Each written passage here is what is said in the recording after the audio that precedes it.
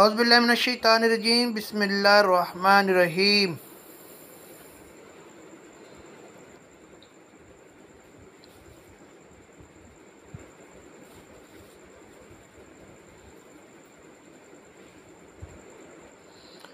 औज़ुबिल्लाहि मिनश्शैतानिर्रजीम बिस्मिल्लाहिर्रहमानिर्रहीम। बेहतरीन अजर।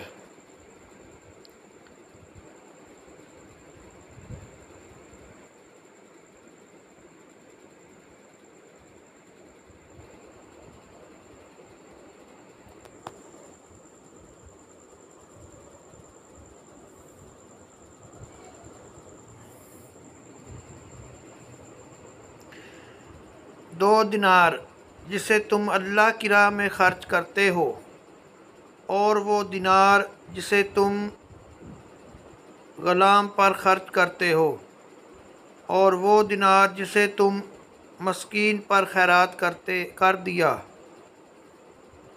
और वो दिनार जिसे तुमने अपने अहलो व अयाल पर खर्च किया है, इन सब से ज़्यादा सवाब इस दिनार का है जिसे तुम अपने अहलो अयाल पर खर्च करते हो।